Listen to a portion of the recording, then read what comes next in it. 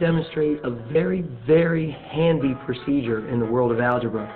This procedure is called completing the square.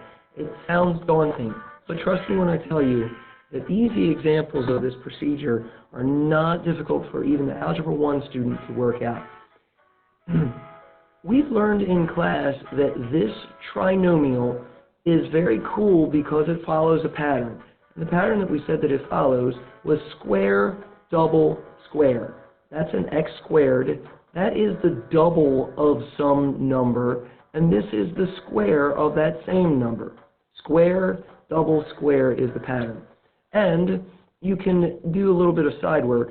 Take the b, which is the middle term, the coefficient attached to the x, divided by 2, and whatever number that you get squared, which means that number times itself, results in c, the end coefficient. The constant term at the end.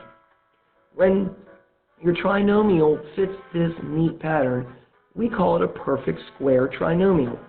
The reason why we call it a perfect square is when we try to factor it. Now, if you're a box method factoring person, then you'll recognize what I'm going to try to do here.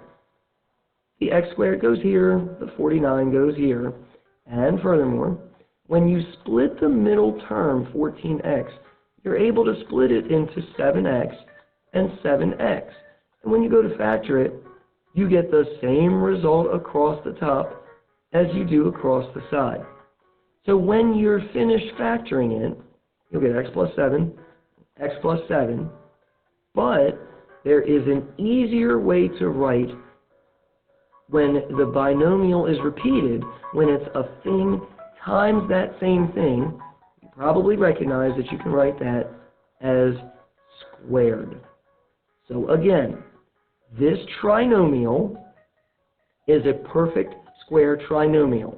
It is such because it follows this cool pattern of square, double, square. And if you factored it, you would get a perfect square. So the original trinomial is a perfect square trinomial. But how can you make a square out of it? How can you do the box method and complete that square if what you're dealing with is not a perfect square? That's a great question. Some of my students ask me this when we first deal with perfect square trinomials. They will ask, well, what if this last number is not the square? Okay, fine. It's a great question. How do we complete the square if what we're dealing with is not a perfect square? Here is an example of something that's not a perfect square. Negative 6 divided by 2 is negative 3. But negative 3 squared is 9, not 3. This trinomial is not a perfect square trinomial. But all hope is not lost. There is a procedure that you can follow that will turn it into a perfect square using these pieces of information. Here's what you do. You start your box method boxes, just like you have in the past, and you fill these items into the boxes, but in a slightly different way that you might be used to. As always, the x squared goes in the top left box. Please don't put the plus 3 in this bottom right-hand box. Park it separately off to the side. Please trust me. Park the constant term off to the side. But you do split this negative 6x into two other terms. What do you split it up into? You split it in half. You split it in half. Here comes the fun part. If you went to factor this, you would have an x and a minus 3 across the top, and an x and a minus 3 across the bottom. If you were to factor that, well, you have not completed the square. What number would go in this bottom box that completes this square? Well, the negative 6 came from negative 3 plus negative 3.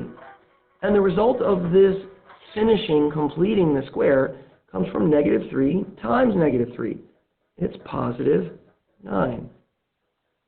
Okay, We just added a positive 9 to this whole expression. But you're not allowed to just add a positive 9 whenever you feel like it. You must balance it with a negative 9. That way it's like adding in a net amount of 0. So again, if you add in a positive 9 here, you have to balance it with adding a negative 9 on this side. Your last move is to factor using the box method, which you've kind of already done, x minus 3 times x minus 3, and remember there's a faster way to write that, x minus 3 squared. Simplify this stuff that you parked out over here. Positive 3 and negative 9 makes negative 6. This is the finished result of completing the square. And if you notice, you've turned a standard form trinomial of a quadratic into a vertex form of a quadratic. I'll post a second video with more examples of this procedure.